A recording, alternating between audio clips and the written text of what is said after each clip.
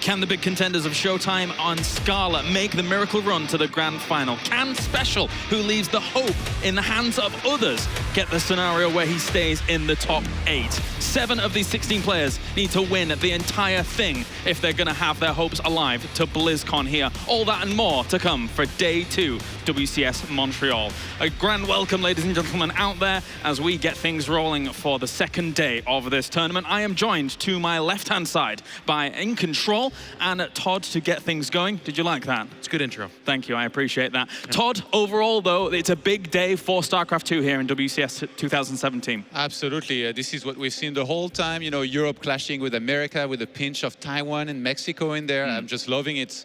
And we've got all races still represented, all regions, and it's gonna be a great day of StarCraft once again with some big stories, man. These global finals, a couple players are still competing for them. Actually, all of them are still competing for them. If somebody even super low in the rankings was to win there, they're guaranteed their spot over there. So that's going to be the big thing to follow today. That's right, Jeff. 4 are safe. We know that for sure. 100% Neeb and Laser, obviously, because they won their respective tournaments. But Cyril and Nurtio have got enough points now where they are done. They are safe, but they're still wanting more in this tournament, obviously.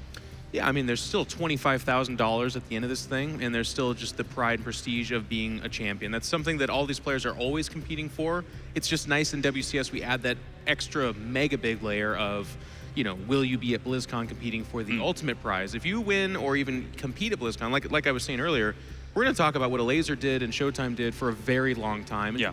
I would even say the Neeb storyline of how he's been dominating this whole WCS bracket, if he goes to BlizzCon and just kind of fizzles out like he did last year again, it's a little bit like, yeah, good year, but not great.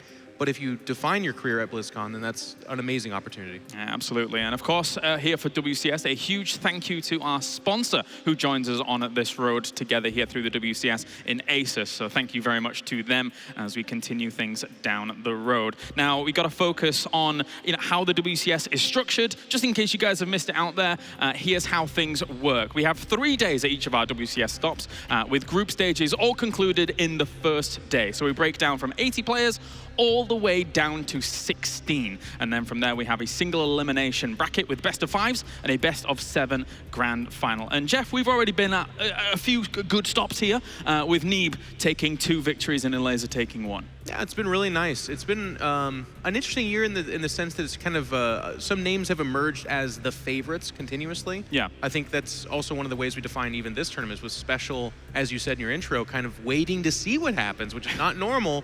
He controlled his fate, it was in his own hands, but because he went out a lot earlier than I think any of these other WCS stops, it all of a sudden becomes more dramatic that way. So it's been really fun. It's been fun seeing these guys develop over the year, and we've come to this climactic finish to see who's going to really make that photo finish again. And that happened yesterday, Todd, for Special, someone who now, he does have a lot of points, so some of the scenarios are a little bit wonky where he does get knocked out, but he is leaving his fate in other people's hands. Have you experienced that in your career in the past? Is that something that's nerve-wracking? Yes, I mean, not on that scale, right? It was like more like in a group stage, you know, I had already played my matches. Obviously, it's kind of bad. You don't like when that happens, but I mean, what choice has he got, really? Like, his fate was in his own hands in the first place because he was playing in the tournament.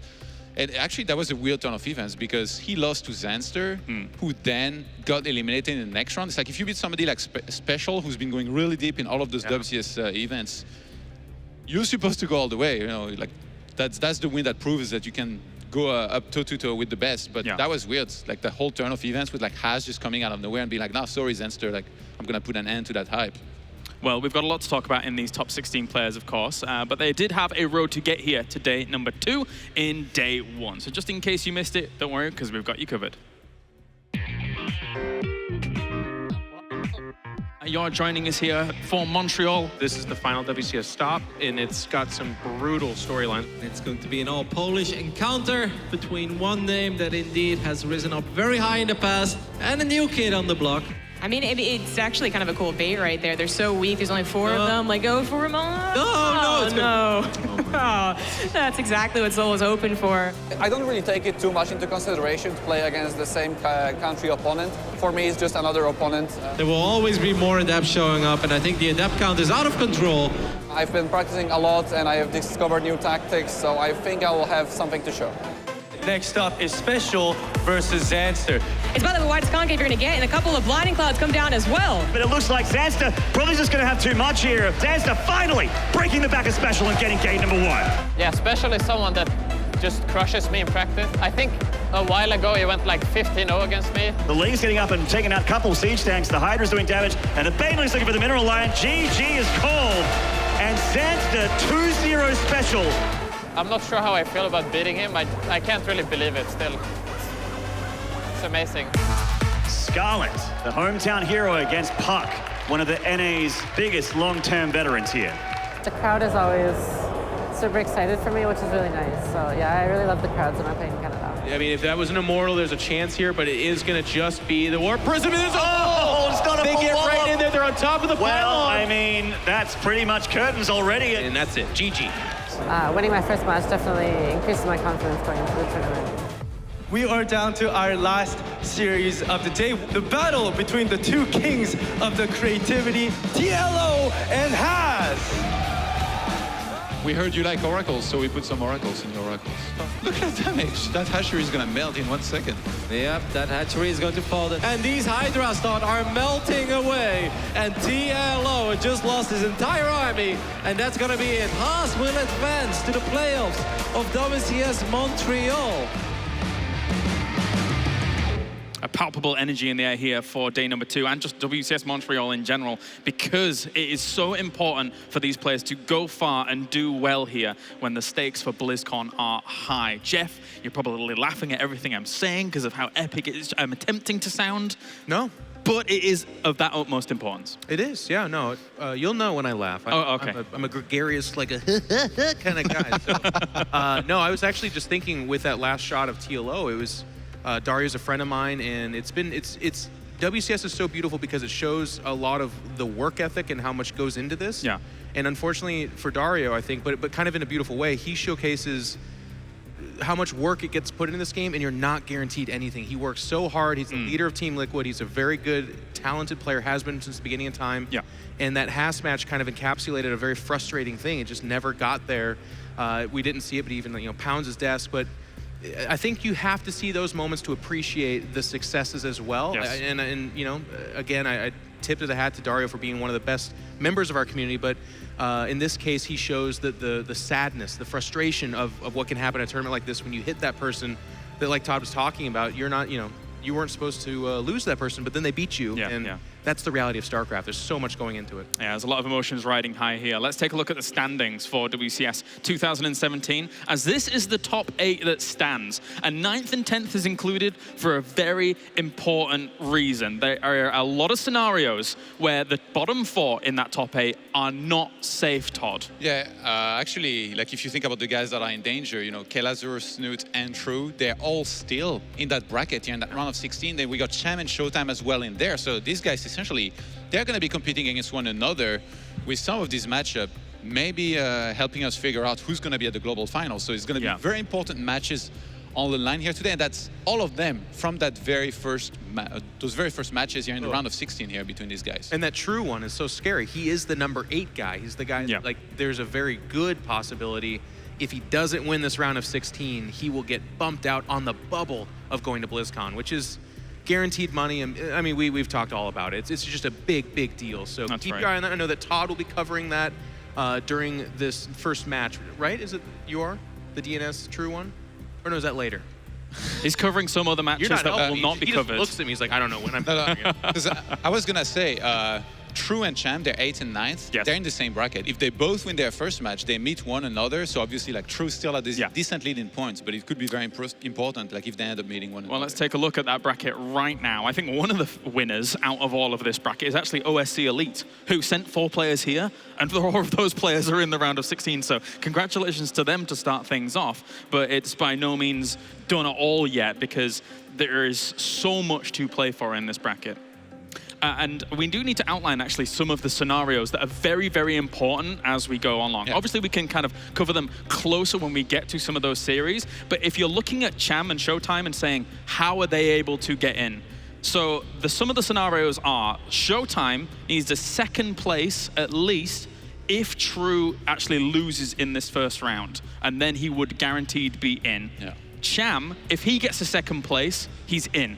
100%. Very cool. So for those two, it's very important. Likewise for the other guys, as you know, we'll continue to kind of inform you as things goes on here, Todd. But it's very, very close, this point race at the moment. And then it's Absolutely. win or nothing for people at Scarlett or below. Yes, that's important as well that Jeff mentions. So anybody who is Scarlett or below that is currently in this bracket, they have to win. They have to win the entire tournament to go to BlizzCon.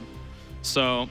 And True's the spoiler. If True wins a round or two, these scenarios shrink down. True is truly the gatekeeper. You know, we keep talking about BlizzCon and stuff. Like, obviously, it's the big thing. But to help you guys put this like into perspective and numbers in particular, here in Montreal, we've got $100,000 on the line. It's a lot of money, right? Yes. $700,000 at BlizzCon. Yeah. So now you know why these guys really want to make it there. $700,000. That's insane. Let me do the math. That's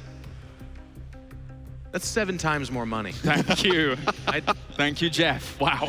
I'm blown away. Right. I'm blown away. Thanks to the watches. Thanks, guys. It's been good. See you later, Jeff. All right, let's head over to Mal, of course, who is joining us on the stage for the start here of our round of 16. How are you doing, my friend, for day 2? Great, a little bit sleep deprived. By the way, Jeff, that's great mathematics skills right there. Thank you very much. 7 times the prize money. Absolutely brilliant. Clarence, do you watch a lot of VODs after the day? I do actually, yeah. Yeah, I do the same thing because obviously, you know, I have miles to go if I want to hit your level. Oh, so no. Every night at the end of the day, I go back to my hotel and what I do is I watch the VODs. I try to find, you know, what I could improve on, what I did. And also I read on through the chats. And chats, I gotta say, the Twitch chats are brilliant. You guys are something else. There were 2 that I really loved, which were Smix, you look very different today. And the second one was, wow, Smix really let go of herself after the second event. You know what? I'm not Smix. Have you actually been reading the subtitle? I don't know if I'm still up there, but it's Mal. It's Mel. Currently, she's recovering from an injury, so on behalf of all Smix fans in the world, including myself, we hope for your fast recovery.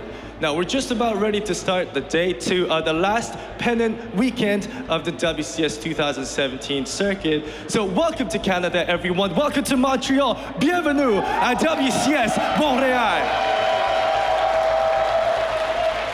So now we got fighting out of the red corner, the man of the selfies, the man of the flaming lips, the man that was once known as a doppelganger of Kevin rather than Vander Kooi. I gotta say, you look a lot better than Kevin. Kevin really let go of himself now. Will he be inviting us in witnessing of the true coming of the year of Harstem, or will it be our Canada's very own Queen of Blade, Scarlett? Ladies and gents in Canada, rise for your homegirl, Scarlett and Harstem!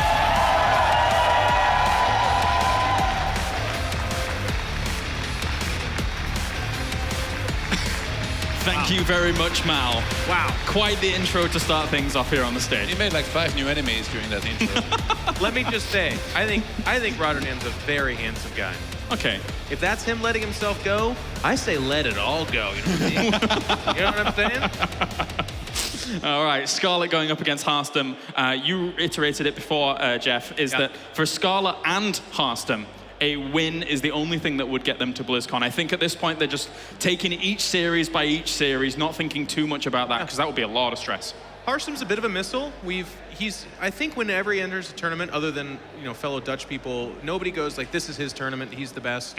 But we've seen him catch fire and win tournaments. He's won Home Story Cups, he's won events across the seas. Like he does very, very well. Yeah. And he has that ability to catch that kind of momentum. He's playing Scarlett, who I think for a lot of us still, in the past, we remember the Scarlett that was one of, top 1 or 2 best foreigners in the scene at that time. This is no longer the landscape. She's a very good player. She has a really cool style. She goes to Korean train, so there's a lot of energy around her, but she is by no means anywhere near the absolute best. In my opinion, well, anywhere near, that's way too severe. I would say she's in like the top 10, but she's not the top 1 or 2. So this is a highly competitive match. Scarlett has to win. Harstem has to win. I love it. That's the end of the year season, like the NFL playoff type attitude that I love. It's just so fun. If we were to look at their standings, you might think Scarlett in 12th place against Harstem in 22nd place. Like, Scarlett should be the heavy favorite, but they're actually very well matched up. I think it's 4-3 for Scarlett, 8-8 in maps. You just referred to Home Story Cup that Harstem won. That was actually against Scarlett in the grand finals, a 4-2. I mean, it's a year-old series that they had a while back, but they're still both of them very competitive in the matchup. And I mean, we call Scarlett the Queen of Blades, right? Lately, she's been a little bit of a Queen of Side Blades, playing some Protoss as well. Todd. In a matchup that I think like she thinks a lot about and not always in the best of ways. Right. They both already proved themselves in the matchup here. And in this tournament, Scarlett slaughtered Puck twice, and Harstem beat Namshar and I have it right there. He beat Namshar and Jon Snow. Oh, okay. So he plays pretty good against Zerg. So I'm really excited about this one. I think it's going to be some great PvZ action.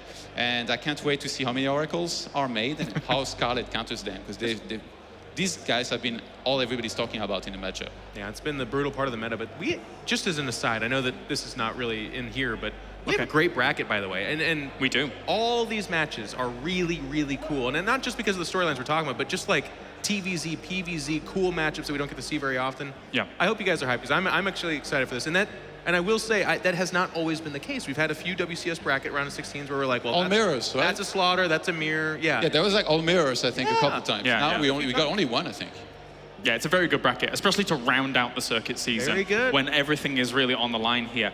Yeah. So I'm getting word that we are ready to go into our series here. So this best of 5 will be brought to us by our commentary team. So let's head over for day number 2 of WCS Montreal.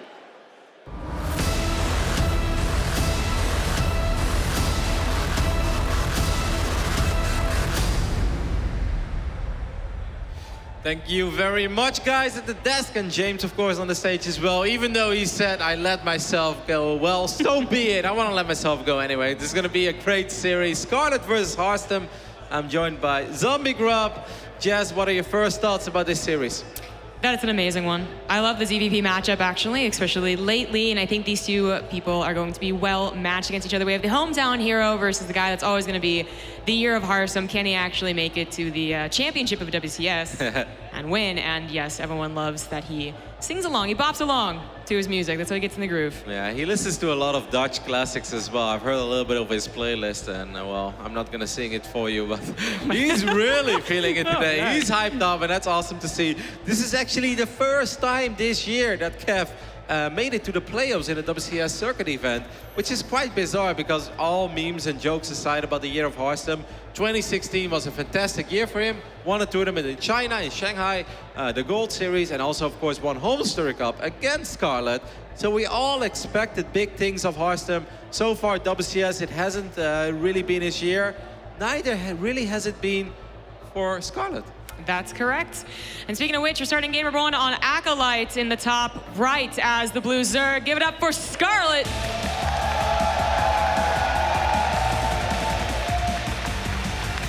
Yes, he did make it into the playoffs twice this year, but both times her run was ended in the round of 16, so hopefully for her it's going to be better today. But obviously this man in the left bottom side is going to do everything he can to prevent that. It is Harstem.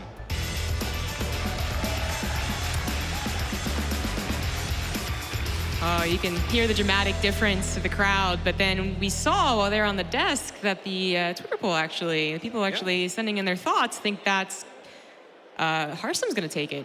I was like, is those a reverse? Like, is that an accident? Because he was actually winning quite hard on that one. And normally people always vote for Scarlett. Yeah. So maybe it was just a very early poll. Maybe if we check again after game 1 or game 2, people will change their mind. But first map is going to be played on Acolyte. I think this is one of these maps where don't want to make it too dramatic, but if Harstem wants to win this series, I do feel like he has to win on Acolyte. This is just, I think, a good Protoss map in general. It's very easy to get to 3 bases. I think getting eventually up to Carriers and Storm is very, very possible. And Harstem is not known to be a crazy aggressive Protoss. Like, does he have some aggressive builds in his arsenal?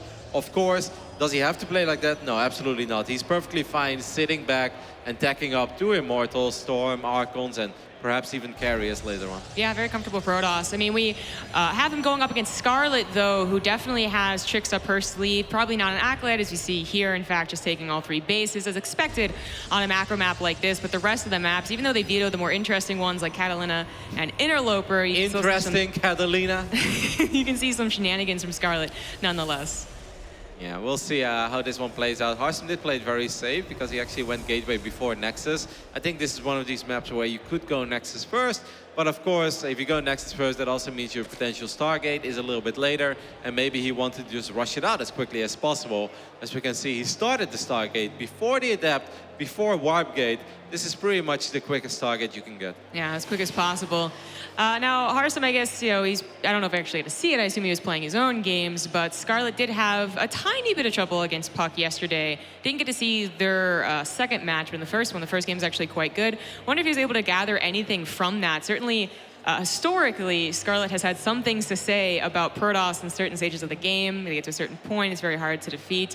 But she actually did that very well against Puck, notably. Like, it was late game, or later game, PvZ, and she was able to do drops and bailing drops, and it was actually super cool. Yep. And of course, because it is a Scarlett series, we're gonna have to go over the cliche that her creep spread is incredibly good. I know we say this every single series, but it's incredibly important to mention, because when it comes down to these engagements of Hydras and Banelings against that very strong Protoss army, on and off creep is a world of difference. So if Scarlett can get more of these fights on creep, it's obviously going to be incredibly good for her. And we're going to keep an eye on her spreading creep in this game and this series. This is a very, very big map, though, but that has never stopped her in the past. No, I mean, there could be like a dozen avenues of creep spread. She's got them all covered, basically. The Adept actually gets in here back to the natural, which sometimes is hard to do. Even some like cheesy things are based off of like just assuming they're not going to get back there. But if the Adept didn't, then the Oracle would have. Yeah, it's nice as well to at least get a feel for the amount of drones to make sure that nothing crazy is happening. Scarlett is a Zerg that is capable of going for Link Floods. I actually thought that Harstem was going to let that one finish up for a little bit. Because Link Speed has finished up right now, but it wasn't done yet. And there is a good chance he would have been able to get a couple of drones. Instead, he's going to try to get these drones with the Oracle. Well, getting 3 kills is not bad at all. Yeah, that was a bit more panicked initially, but 2 queens scared that away, so didn't actually get that many kills. Yeah, very fourth fast. Base. Yeah, fourth base already on the way. I mean, now, Stargate, there aren't many aggressive builds post-Stargate. Just going to assume that's a third base, and has seen it actually with the Overlord. Yep, Scarlett knows Harstem is going to go up to 3, and she's like, all right, I'll just go up to 4 base immediately. The Oracle is going to come back. That's 2 more additional drones. So that is quite nice, but I don't want to make it bigger than it is, because this is most likely going to be a pretty long, drawn-out game. As much as Harstem would maybe love to start moving out a little bit when he's 3 bases up and running, has his first Immortals and Archons, this map is a little too big to just run across the map and try to win, right? It just takes a very long time. Obviously, you can have a prism, quicker reinforcements, and all that good stuff, but it's still a very long map.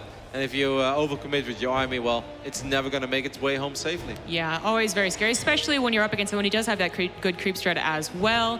Once upon a time, Baneling speed didn't really, like, what was the difference between, Protoss and the Terran? Well, the Terrans really had to be scared of Baneling speed. Protoss, deal with Banelings. Not so much anymore. That creep strat does really help the engagements for the Zerg to, if nothing else, rather, like, it provides a lot of vision, so you can get those surrounds, especially on big maps like Acolyte. So before the real action kicks in here, what are your expectations of the series? Who do you think takes it, and what do you think the final score is going to be? That is really hard to say. Scarlett, I mean, she does so well in GSL, or where she has amazing games in GSL, I suppose, actually advancing on besides that. But she has amazing games, trains in Korea, yet still has some trouble even against the North American heroes. So I kind of still want to give it, to her 3-2, but I actually wouldn't be surprised if Harstem takes it like 3-1. Yeah, I think it's very possible. I think there is a good chance we get to see Game 5 here. See a Spire go down as well. Scarlett just getting a little bit of everything. She can always maybe get just 1 or 2 Mutas or 1 or 2 Corruptors to deal with a Prism. Prisms are incredibly annoying. Harstem is going to do some serious harass here for the first time. Charge is halfway done.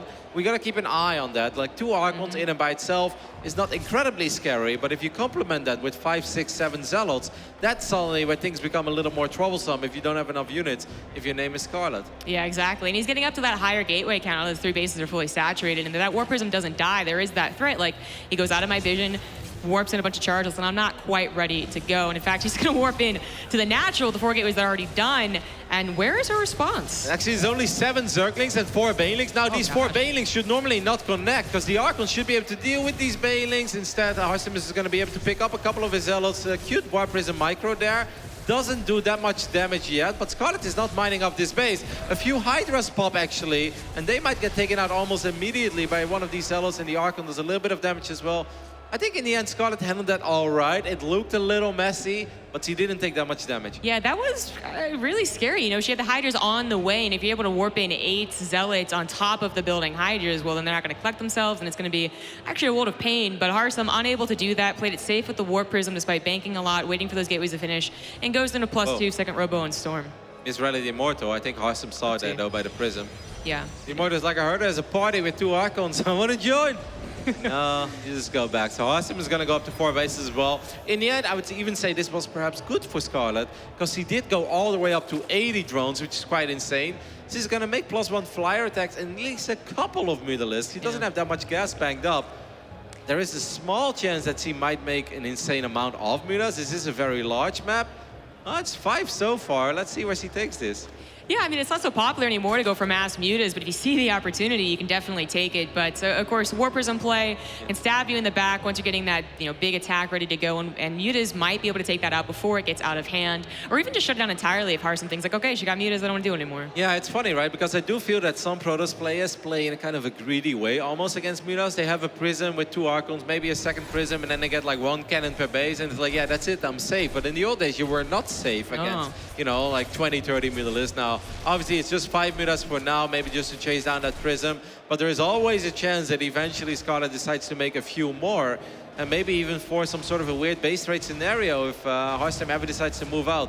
Harstem did already have a Stargate. He's even making a second Stargate and already starting Phoenix production. So I think for now, Scarlett is going to be more than fine with her mutas, not going to make any additional mutas. C4 is other reaction. Harstem is wasting some resources, lost the prism. That's a minor victory again.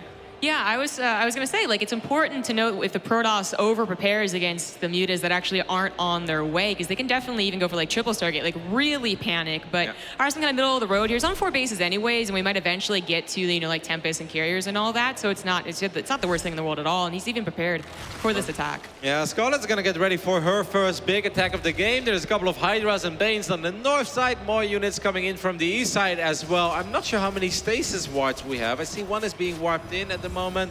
There's another one there. That's actually already quite tricky, though. 3 stasis wards there. I like the defensive positioning of Harstem. Scarlett's probably just going to try to trade here, maybe wiggle a few Banelings into a mineral line. That would be nice. Connect with the High Templars, but I don't think this is a game-ending push.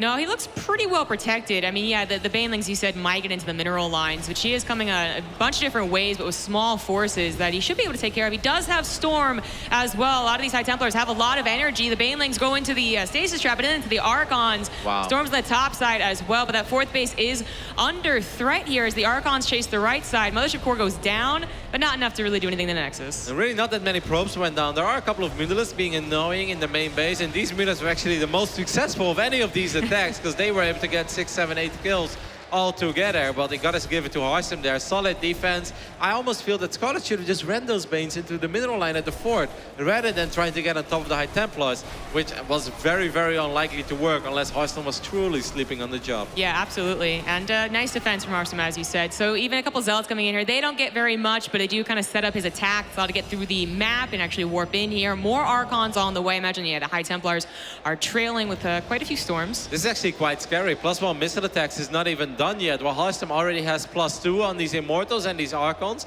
There are a few High Templars still trailing behind his army as well. They have Storms. The other ones should get Storm too as well. This is actually not going to be an easy hold at all for Scarlett. No, it is not. I mean, she saw the High Templars on the creep sword right there, and you probably was like wishing she had the Banelings to go up behind, but now she's against a wall of Archons. She's got the Concave, but is it good enough? That's the big question. Archons are a little bit silly sometimes with their short arms. So far, it seems all right for Scarlett. If she can get the Prism, that would be massive. And she does get the Warp Prism. Yeah, but I mean, it took a lot of damage to the Hydras, but apparently that's going to be enough. The Warp Prism goes down. Everything else goes down after it. The Archons had failed at protecting the meat of the army, but a second Warp Prism comes in on the right side. At least that might distract Harstem, or rather Scarlett, a little bit to keep Harstem alive. He's taking a 5th base and looking to replace that army. Getting that Prism changed everything. I think if 6, 7, 8 Zealots give Ward in there, I don't think these Immortals die. The Archons won't die that quickly. Beautiful hold there by Scarlett. Is even able to keep this hatchery alive for now.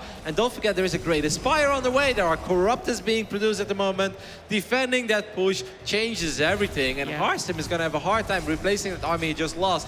But he is starting to get his own answer against the Brute Lords, and that is Carriers. Yeah, I was going to say, it's not just that she defended, she really did squash it, and the counter looked like it was going to be dangerous, but the Warp Prism kind of did its job here, bought a lot of time, and she was going to go to Brute Lords anyways, so Harstem maybe at a moment where he was lower in supply, but they're both actually heading to that higher tech, and it looks like the game is still kind of in an even state. You know, I'd be worried if she got the Brute Lords and he was still remaking charge on a Mortal Archon, but he's adding a couple of carriers. But at the same time, he is still making 2 Archons at a time. Oh, excuse me, 2 Immortals at a time. Archons are obviously sort of useful. They can deal with Broodlings a little bit, with Banes on the ground as well.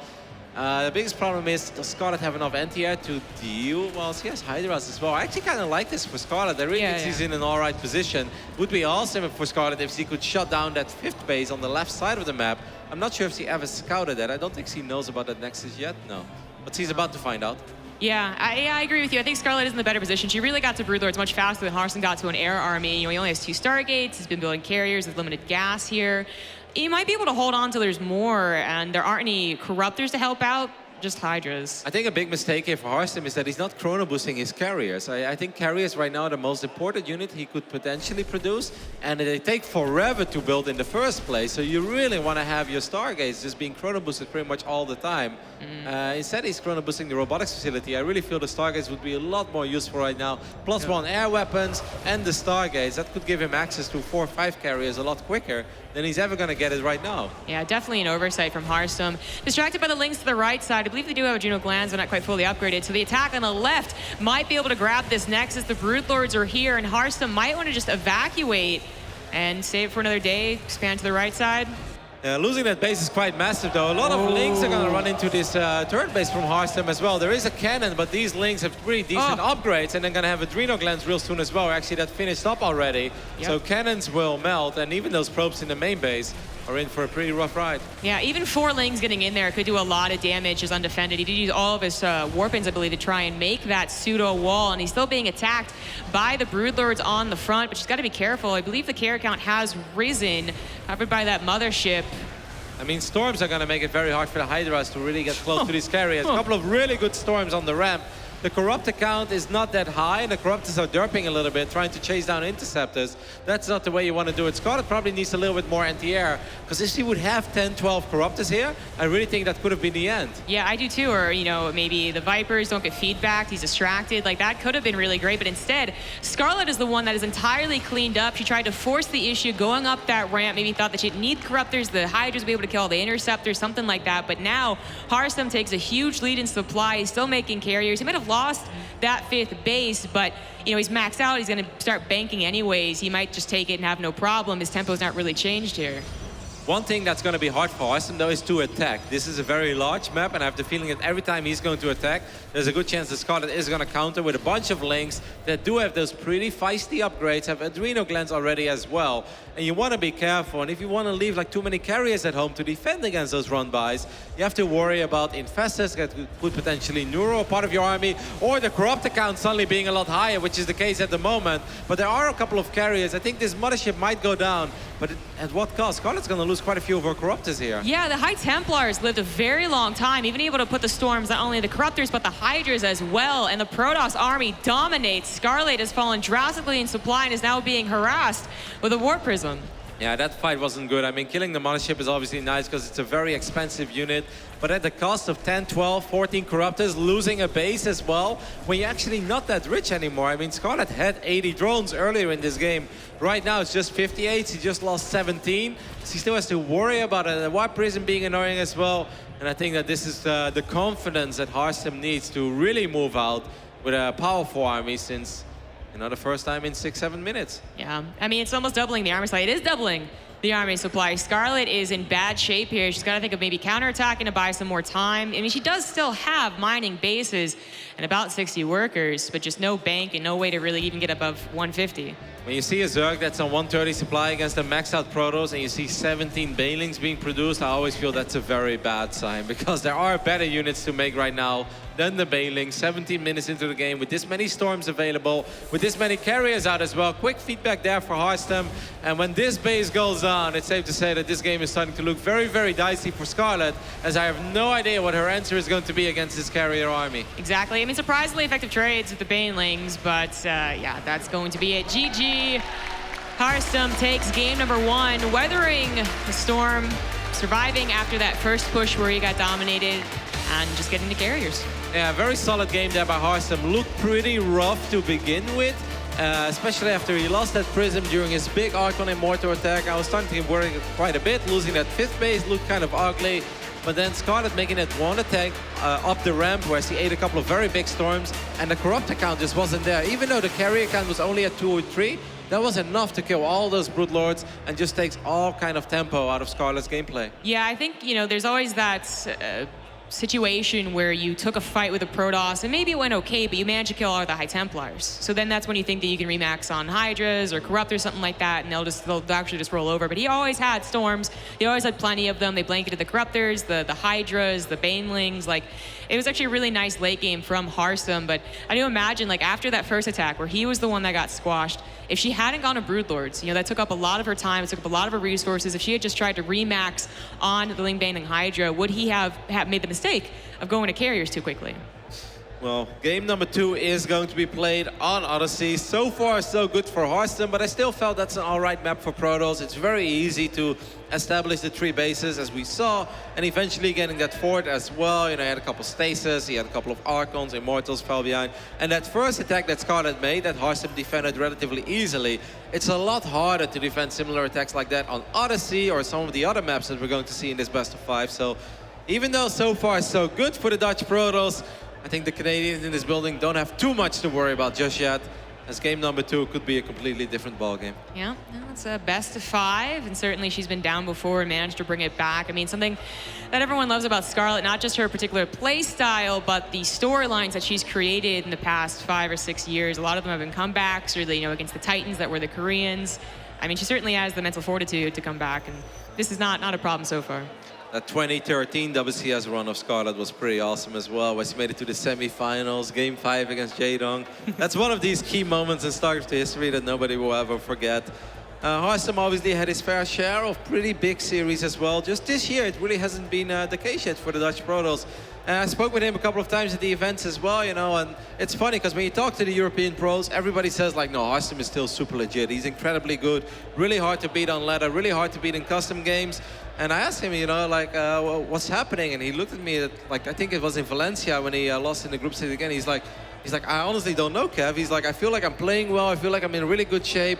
I'm doing incredibly good at home. But for some reason this year, it just wasn't meant to be in WCS. But this event so far, he's been looking very good, won both of his groups. And right now, on track to perhaps make it into the quarterfinals. That ticker looks especially accurate. Did he say that? Second best Dutch Protoss. Sure. She said that apparently. Oh, that's awesome. I love Scarlett. That's great. Yeah. I missed the first part of the ticker.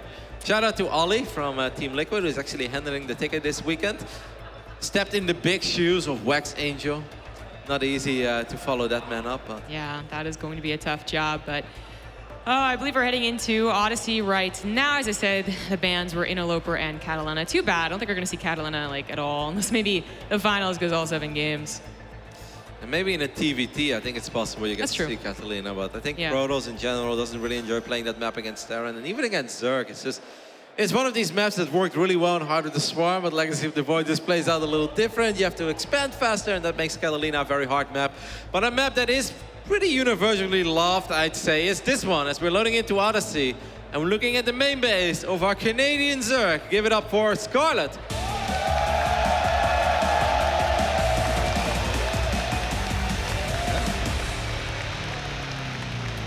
And in the bottom right, up 1 already, it is the red Protoss Harstem. Looks quite relaxed and calm after winning that first game. Shout out to our audience, by the way. It's so early. You guys are not supposed to be this hyped first series of the day, but I love it. Let's go. And they heard Scarlett was going to be playing first, and they all knew they had to come down, so. That's awesome. That is awesome. All right, we have a Hedge first at the gold over here on Odyssey, as the Let's Go Scarlett chant is in the building as well. Wow, Hedge first at the gold. Scarlett, did not expect that. Yeah, well, you know, she lives with no regret. No, she's always been a Zerg player, so literally we love to say that she's like taking builds from X, Y, or Z. And there certainly has been a lot of crossover. I mean, Bly was a guy that was doing a lot of the wonky things early, like I said, when it was effective. And certainly we saw the Zergs all like sharing those secrets. But she keeps on going. She can actually macro as well, so she's that dangerous combination. And Harstem, of course, is going to be scouting and saying, okay, maybe that's the goal taken. Like the difference between Scarlett and some of the other very cheesy Zergs out there is that Scarlett always knows when to stop, when to transition, you know. Even if he didn't do the damage that he wanted to do, at some points he realized like, all right, I can make 8 or 10 or 12 more Zerglings right now, but it would be incredibly useless. So let's just try to macro my way out of this and work with the units I currently have rather than throwing them away into an overcharge and use these to buy a little bit of time for myself that I need. Harstem does go pretty much straight towards the gold after seeing there was nothing in the natural, but did see the main base. He's going to see the drones being transferred as well. So Harstem knows what he's up against. Now, what are the options here for Scarlett? Obviously, he could go for a Link Flood or a Bailing boss. That is very possible. I think on this map in the past, we have often seen the double Overlord drop. One at the top side of the natural of the Protoss and one, let's say, the left side of the main. This could be an option, and we do see the Evolution Chamber go down as well, so still an option. Yeah, I think it is going to be the aggressive gold base. Certainly, I've seen some players take it and then continue a normal expansion path, which is a little weird, but she can definitely play aggressive, and that is exactly what Harstem is trying to scout with a probe. He sees Lings on the way. I mean, 2-4, that's not too suspicious, but point is no more drones being transferred over. If I was Harstem, I'd really like to start making a mothership core soon. He tried to go for the incredibly quick Stargate, as Scarlett is actually dropping another hatchery behind this as well. The first drop lord is already morphing. If Harstem doesn't get a mothership core, I really feel this is going to get a little bit awkward. He does scout it with the Adept, so that is very nice. But the Adept in the natural, like, that is not a very solid wall. A single Adept there dies pretty fast against Zerglings. Yeah, and I love that Harstem recognizes this too. I mean, if you can survive without the mothership core, you can, actually. Like, if you are perfect, if you know exactly where they're going to be going, then you can do it, but it just makes it so much more tough. She's actually just going to unload into the probes and the Adepts, but I'm not, yeah, there's 2 Adepts. She sees that. Why? I mean, she does get like 3 probes so far, but you kind of feel that she was going to hope for a little bit more. She's still making a lot of links behind this. So despite the fact there was another hatchery going down, there are more Zerglings on the way. That Cybernetics core is a tiny bit exposed as well eventually. The gate is going to finish up for now. The probe is still there. Could warp in another pylon. That's exactly what Harstem does. Harstem has this on lockdown. I'm not sure what she's going to do with more Lings, and Oracle even pops out finally the mothership core as well. Phoenix to take care of any drop overload's going to be pesky later, and she just made a lot of Lings that killed a gateway. Like the Cybernetics core would even been better, but just a gateway, not a very good start. Harstem handled this as well as I think he could have possibly done, with a couple of probes being pulled as well to make sure that he wouldn't lose those 2 Adepts that were protecting his main base against the Dropper Lord. Now he has an Oracle to be safe and a Phoenix to usher this Dropper Lord away. And I think Scarlett is going to be forced to produce drones from now on. Now, obviously, having this many links, it's not going to be incredibly useful, but at the same time, it's still going to be annoying for Harstem to expand. So, is Scarlett in trouble? Yes, he's in a little bit of trouble. But with the gold base, I do think he can economically recover from this, especially because he has 3 hatches as well. Yeah, I mean, just a second ago, she was at 22 workers, but yeah, there was a gold base. Not quite fully saturated, still not fully saturated, and the Oracle goes directly to it. 2 queens will be able to push that away. But yeah, she's in trouble, but Harstem knows the Lings are on the field, and he might make the mistake of thinking, like, I've got this, I'm okay against this, and actually be overwhelmed. That could certainly be her way back into it, but I think Harstem's playing quite safe. This is actually quite funny, because now we see Resonating Glaives being on the way and Robotics Facility. Now, something that some Protoss players do every now and then is that they get a little stubborn. They feel whenever they defended early game aggression, it's like, maybe I can just counter with a 2-base all-in and win. But those builds are nowhere near as strong as they used to be once upon a time. So I think it would make a lot more sense. These Adepts are going to get surrounded. I think that's a lot of Zerglings. Yeah, well, they try and shade out. Maybe some of them will survive. No, that's really close. Like 2 of them did. They'll be able to still hold the wall, but that 3rd base is actually going to get on location. Scarlett needs to go over there and cancel it. Yeah, I think she should be able to, even though there is still an Oracle there, but that's a lot of Zerglings, and I do think Scarlett's going to be able to get a pretty easy cancel here, and that is quite massive. She really needs these Zerglings to be useful, to buy some time. Still 4 gateways and a prism. So Harstem, there's a very good chance he's going to be incredibly aggressive. And the biggest problem for Scarlett is that he's not going to have bailing speed. So she's going to have to defend against a lot of Adepts with Resonating Glaives, with slow banes. Not impossible, but very tricky. Yeah, that was exactly what we're talking about too. Like getting a little too eager about that 3rd base and losing some Adepts. That helps the next process, whether it is canceling more 3rds or just taking the Adepts down before they grow in that really supreme number. But with a lot more gateways on the way, as you're talking about, this could still be a scary hold. She's going to continue buying time, continue to try and get those cancels, but yeah, with the Sim City now set up, it looks like that's not going to happen. Yeah, the pylons on the north side are keeping the Nexus safe. I think otherwise Scarlett maybe could have gone for it, but would have been very risky as well because he needs those units at home. There are quite a few Adepts already out on the map, and there is a War Prism heading towards the other side of the map. So this is going to be incredibly clutch. How many times haven't we seen Adepts just bounce from base to base and kill everything that Zerg has? And if you don't have Banelings ready, dealing with like 18 Adepts, I believe it is, that is going to be very, very difficult. Being made on the other side of the map, they could come back at a crucial time to maybe get a nice hit, but they're actually not even moving right now. She just has Lings against a mass amount of Adepts that are already in one mineral line looking for another. They could find the Banelings and cancel some of those. They did not bother transferring. This War Prism is not being attacked at all. There aren't any Queens over here. And this might just be too much. Yeah, this is going to be very hard. It will all come down to these Banelings, but the splits are quite decent, I'd say, so far for Harstem. Actually very good there towards the end.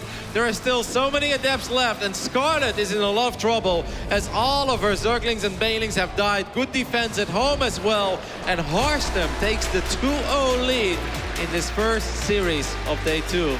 He had an excellent defense in the first step to this game. Was what was Scarlett going to do with that gold base? He read it perfectly and is able to respond perfectly. You know, he didn't bother making the mothership core. He knew he wouldn't need it. And the probes end up being pulled perfectly too. She tried to be aggressive to buy some more time with those Banelings that were more from the wrong side of the map. I mean, that could have worked if it was 20, 30 seconds earlier, but they were just on the wrong place, wrong time. So far, a pretty rough series for our hometown hero. Let's see what the boys at the desk have to say about the first 2 games so far. That's right, good start for Harstem here in the first 2 games indeed. 2-0 at the moment in this best of 5. Jeff, you were watching this game, this series studiously. What do you make of those first 2 games? I mean, happy for Harstem. Disappointed in Scarlett, honestly. Takes the gold base on a map where you're pretty much afforded that pretty easily. You know you're going to face Oracle Harass, but you can kind of prepare for that. But then she opts for really heavy Ling usage against a rock-solid Harstem. So I didn't see anything in Harstem's gameplay or like this map where, you know, and Scarlett's a smarter player than me, so she obviously didn't just like randomly select this build and be like, I'm going to do that.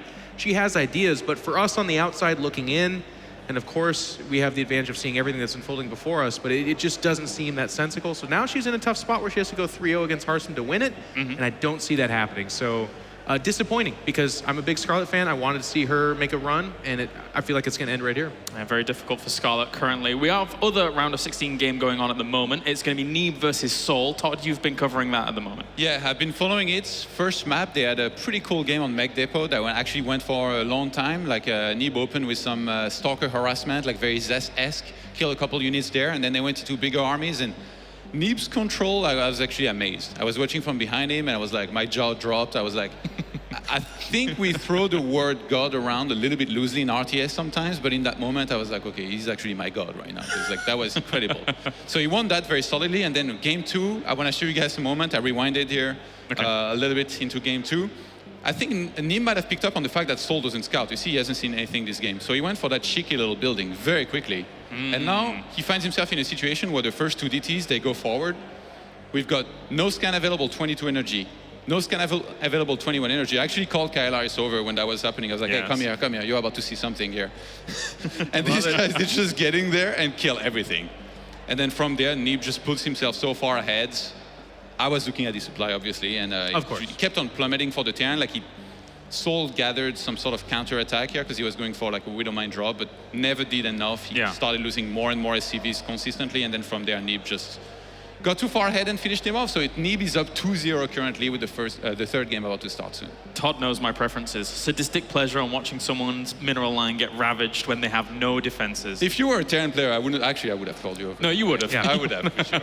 A bit of a bop, those 2 matches so far. Yeah. Bit of a bop. Yeah, so Harstem in this series looking good to propel himself on towards the round of 8. And then if he's able to take this series in as relatively cleaner fashion as he's doing, I don't know if people's expectations for Harstem are still like, well, is he going to win the whole thing? Is he there yet? I don't think so, right, Jeff? We'll see. He looked good in game 1. Game 1 was a very nice game. I liked the back and forth. It was strong. It's a good Protoss map, so Scarlett was kind of already facing an uphill battle there. But to your point, Harstem does look good. He's not making a whole lot of mistakes. What Scarlett did can make you look very silly in that game number 2 very quickly if you make that error, but Harstem didn't allow it and went on for the very clear choice of just making a million Adepts and then winning. So game 3 will be a big one, obviously. But Do I begin to be like Harstem? Do I have like a Dutch flag that I'm about to pull up? No, not yet. Scarlett, I feel like almost never goes out 0-3 though. It's always like, sometimes I've seen her fall behind 0-2, and then usually it's at least a 3-2, even if she doesn't win. So let's hope for that there. I would love it. It's not like full reverses haven't happened in the past as well. Yeah. From lesser players going up against stronger players. Especially on that stage, it's very momentum based. I mean, and this crowd is here. They're being super enthusiastic for Scarlett. If she can win a game or two, the thing is, Harstem's been on these big stages. So of the players where I'm like, who could it get to? Harstem's listening to some Britney Spears. He's popping those giant. He's excited. That's right. The crowd are cheering for Scarlett right now. And if she ever needs your cheers, it is right now here in Montreal. So let's head back into game number 3. Scarlett on the verge of elimination here at WCS Montreal.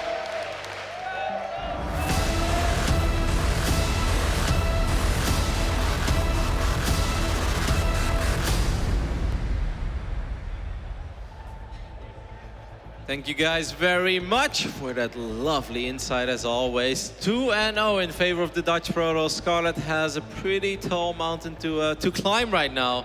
The comeback, if we are going to see one, is going to have to start on Ascension to Ire. Yeah, I do like what Todd said. I really feel like she doesn't go out 3-0 too often. I gave a wild prediction. I was like just throwing it out there, like Harstem could 3-1. That's like kind of what I'm feeling right now. I think she can really take one game, and maybe it's on Ascension to Ire. Well, it has to be on Ascension to Ire. But then Harstem so far has just like not been phased by anything she's done. I love it. That is a great meme right there. All right, so here we go. Game number 3 of our first best of 5 of the day. This is going to be a very long and awesome day of StarCraft 2 action. We've got 8 best of 5s. This is just the first one.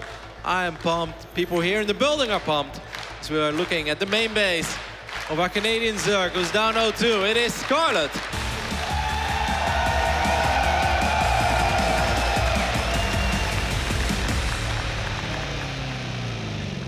And in the bottom right, as the red Protoss, he is Harstem.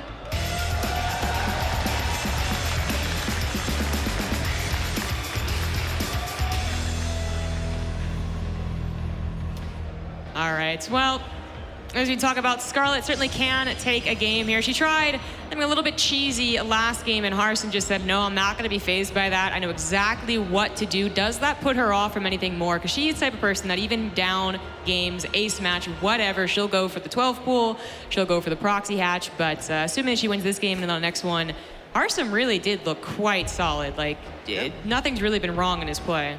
Nope, looked incredibly solid defending that link flood. I would have really loved to see the double link flood. You know, normally I feel like Zerg players do it with 2 overlords. Obviously, it's going to be hard for both of them to make it across the map that early on. But I still think that is a fun playstyle. Maybe Scarlett would just feel that that would arrive too late, and then there is a good chance he would have to deal with 2 oracles, and then there is just too much damage output. We'll see. Ascension to Ire is normally a map that should be all right for Scarlett. We know how good she is with her big engagements. It's a pretty wide open map. It's also a map where going up to 3 bases is not as easy as it is on some of the other maps. And I think in particular, I'd say the 4th base, that's where things become really quite complicated in general for Protoss. So let's see if Scarlett is going to be able to find a weakness in the defenses of the Protoss so far. Yeah. I said that Harstem is looking really solid and in his play, and then I had to, kind of correct, Asterisk, like last game. Last game was pretty much a perfect PvZ on his part. But that first game, there was that, probably what could have been a huge mistake when he pushed out against her, went on that creep, got that concave, lost his War Prism, and had a very scary moment. Everyone was really hyped, like Scarlett's going to do it, and then it kind of went on for a longer time. If they could get to 3-4 bases again here, get to that situation, obviously she can have those full surrounds, catch the High Templars, what have you. That's where she takes the game back in that mid-game macro. Don't think the cheese is going to work, and letting him get to super late game. That's where a lot of Zergs right now are actually like, I don't know quite what to do. It seemed like Harstem is attempting to open up over here with the Archon drop. I think what Harstem definitely loves to do on this map is open up with the Dark Shrine. You get a couple of Archons, you start harassing a little bit with the Prism, but get very fast charge behind it. And then instead of it just being the regular 2 Archons, suddenly it's 2 Archons and 5 or 6 Zealots. And if you only have a couple of defensive Roaches, that can become incredibly hard to deal with. I've seen Harstem win more than 1 game simply by what was supposed to be harassed, but actually ended up doing game-ending damage because the Zerg players do not respect charge that fast behind the Archon drop. Yeah, I certainly love how much the Dark Shrine, the Dark Templar drop has developed. You know, there was a period too where we had a lot of European Protosses going for double Warp Prism, double harassment into that big attack afterwards, and it was actually a lot of fun. I mean, not for the Zerg players, but to watch it was a lot of fun. I believe Harstem was one of the guys that was pretty big on that too a few months ago at this point.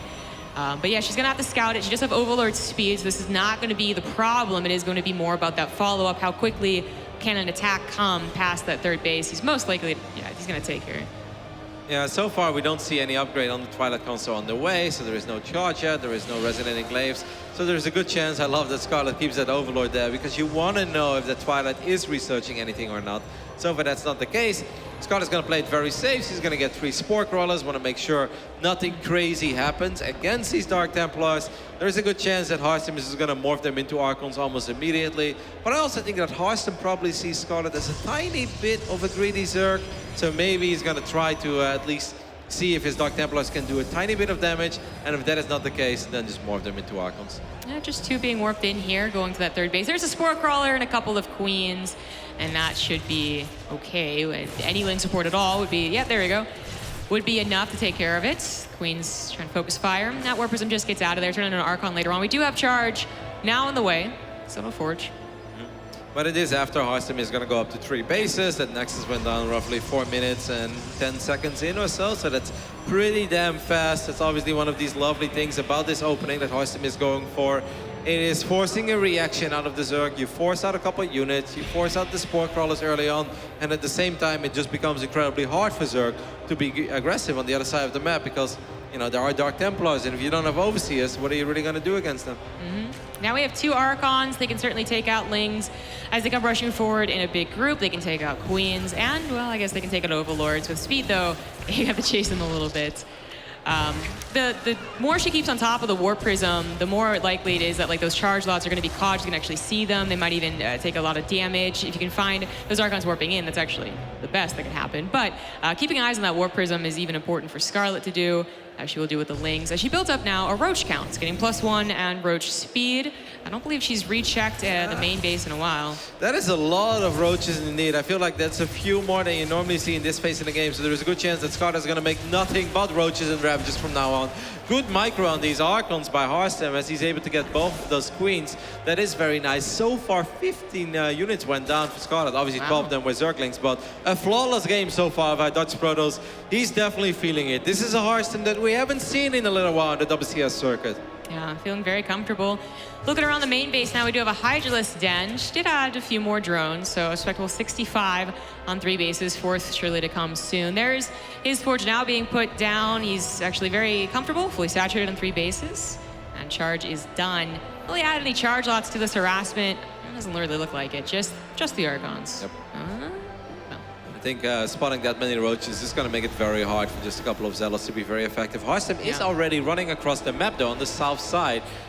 Taking a look at that army, it's a couple of sentries as well. I don't think there are any Ravagers currently on the map.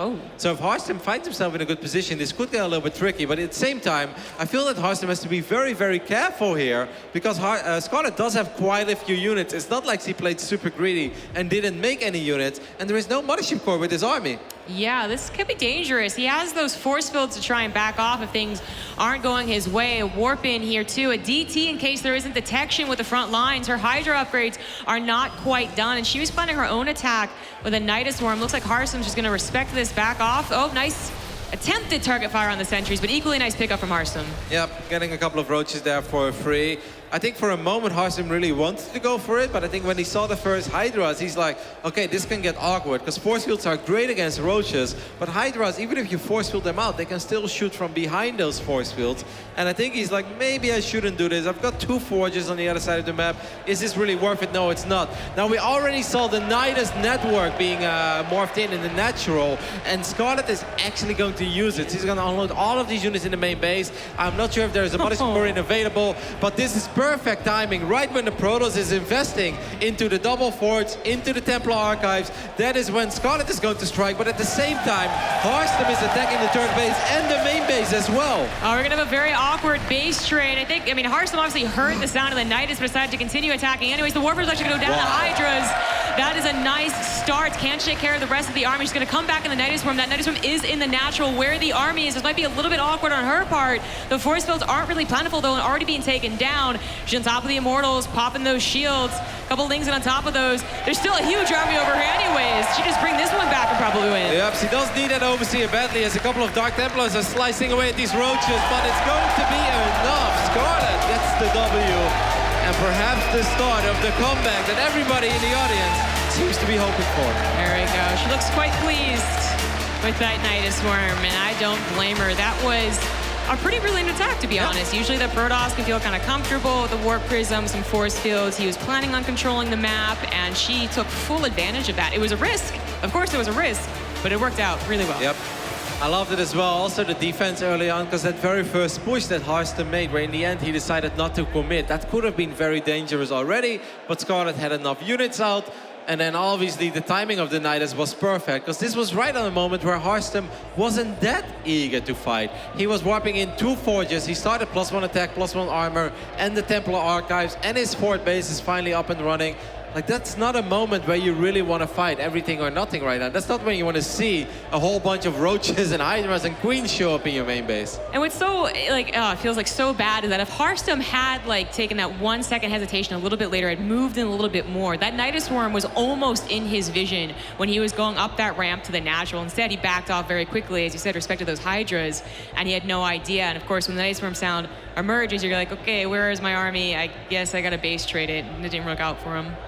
Now, game number 4 is going to be played on Abyssal Reef, and this is traditionally a pretty strong Protoss map as well. We've seen this dozens and dozens of times, where a Zerg player with Hydra Bane tries to break Protoss when they're trying to get that fort base up and running. And often they are successful in getting 1 cancel on the fort. But if the Storm count goes up, if the Immortal count goes up, the Archon count goes up, it becomes a very tricky game to play. Now, Scarlett is obviously not afraid to play incredibly late game and maybe get a Great Aspire as well. But I do feel this is a tough map, but perhaps she's able to do it. I think the crowd is on her side. And ladies and gentlemen, in the bottom right, as the Blue Zerg for Canada, it's Scarlett. Well, I think there is a chance that she agreed with everything I just said about it potentially being very tough, as we are going to see something that we're not supposed to see, perhaps. But let's go ahead and introduce our Protoss first. On the left top side, he's up 2-1 in this series. It is Harstem.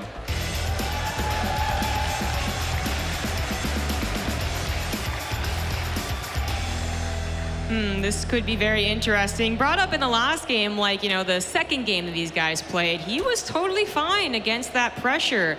Will she actually be tempted to do it again? Absolutely, she does not care. In that last game, maybe she's thinking that it's tilted Harstem a little bit. He is still scouting, though, and is probably going to notice something's up. Well, I mean, there was a drone in the natural, right? Scarlett was pretending she wanted to expand, and Harstem was busy blocking it, obviously not knowing that Scarlett never had any intentions to take that expand. Now Harstem is going to check the top side where he's supposed to find a hatchery. He's like, okay, wait. Now the only other option is on the low ground where he's immediately heading after that. Yeah. And right now he's going to know, okay, something is not right here. He sees there's no hatchery there either. Final check at 6 o'clock. Nope, no hatchery there either. So I think Harstem had a Nexus, and I think he just canceled it. Can we confirm that real quick? Did he lose any resources? Yeah, resources lost. No, I don't think. Yeah. I think he was like on the verge, because like Abyssal Reef, what's funny, there he is. He sees the hatchery now, but Abyssal Reef has become this map where you can expand in multiple locations. You have to check literally every single one before it confident. So I think the Seminary score was still late, but not as late as if you actually put down the Nexus. And now he knows what's up. This is going to be a tricky hold, even if you know it's on the way. Actually getting the units in the right position, actually determining what is best. Some people like to respond to the forge. They see it fast enough. Well, of course, he saw it pretty late. He's going to respond with a robo. Scarlett completely stopped mining gas, by the way. So she's just getting link speed, but nothing else. There's no additional drones on that extractor. So Harstem is going to get a pretty forward pile in there. Could potentially drop an overcharge. That should be... I don't think that's in range, actually, right? That actually looks like it's a little out of range, perhaps? I don't think it's going to... But obviously it's going to help against maybe the Queens. It's going to help against Spine Crawlers moving forward, as these Zealots are being quite annoying as well. And so far, Scarlett's having a very, very hard time getting Spines up. This is a very cute little dance. Both players making the right move so far. But I definitely like the way that Harstem is buying a lot of time for himself. It's really crucial he did chrono out those Zealots to try and get the Spine Crawlers at least halted. Obviously, he never got the drones, and that's nice micro on Scarlett's part. So there's still potential for even 2 Spine Crawlers with the drone on the backside. There we go right now, and the Lings will have speed in a few seconds. Even a 3rd drone, that's, 3 Spine Crawlers could come up. I mean, Harstem would love to get another cancel on the Spine, but this is where I think it gets a little bit risky, because the Queen is there as well. These Zealots starting to run low on HP, but Overcharge is there to save the day. So even though the Overcharge does not do any damage on the Hatchery or Spine Crawlers, it does save the life of those 2 Zealots. Yeah, he's trying to get to Immortals right now, and the Spine Crawlers will have to do that little walk up forward. There won't be any more Photon Overcharges. The one, well, not for a while anyways. Maybe there'll be one more in this game, but already the front pylon being picked away by the Queens. That's probably going to go down. That Spine should be in range of the other pylon as well. Now that second Spine, this is actually going to be a little bit awkward. I don't think the Queens can get past there. Maybe it's going to... Okay, barely over there on the south side. The Immortal now in the mix as well is obviously going to make it a little bit harder for these Spines to get close. What Scarlett eventually would really love to get is the Cybernetics Core. The moment you shut the Cybernetics Core down, you shut everything else down, and there is not going to be Warp Gate. Well, there's one more pylon there. The pylon's actually taking a lot of damage. Scarlett is going to go for it. The one Photon Overcharge that was left is maybe going to help out here. The Immortal does live after getting the barrier popped, but the Queens are still alive. They're gaining transfuses. They can heal the Spine Crawlers so they come forward. The reduction depowered here. Only the Robo in production. Yeah, that's the biggest problem right now for Harstem. That one Zealot is not going to pop. It's going to be very hard to get a pylon up, as obviously they start incredibly low on HP. And it's safe to say that everything on the low ground here is going to fall. The Cybernetics Core is going to fall. Warp Gate has never completed. But the game is not over yet. Scarlett is still down in workers and obviously doesn't have an expand. Yeah, I mean, you made that tough decision. Do I try and save my natural? Harstem did, as Immortal did not take out the Spine Crawlers whatsoever, but he might be able to survive on one base. He's gathering his Immortals. He's gonna have to, well, of course, rebuild that Cybernetics Core, and that is a huge time sink for him, where Scarlett, I mean, she's actually outing on drones. I was gonna say, she could probably out on drones. She's getting even 3rd base here. She's starting a little bit of a macro game herself. Because obviously what Scarlett can do as well is just get a little bit of a soft contain going over here, start spreading creep, so you keep Protoss on one base, and obviously Harstem had more workers a little while ago, but eventually that's going to change if Scarlett expands. And what is a one-base Protoss truly capable of? I know we had Arium a long time ago showing us what one-base Protoss can do, but that was different times, that was different economies as well. Heart of the Swarm is not Legacy of the Void. Very tense game here. Once again, Scarlett made it into the round of 16 twice this year, but both times that was the final rounds. He was down 0-2 today, but it really seems like we are witnessing a comeback over here. Yeah, it does. Last year, WCS Montreal was kind of her tournament. Again, she didn't win it, but she still had an upset. The crowd was behind her. She felt the energy could be happening again here against Harstem, even after being down 2-0. I mean, I think so, but you never, don't undervalue the power of the one-base Protoss when they get that Warp Gate, and that's kind of where it's like, when they get Warp Gate, and that is still so far away. Yeah, that's going to be the latest Warp Gate we've seen in a little while.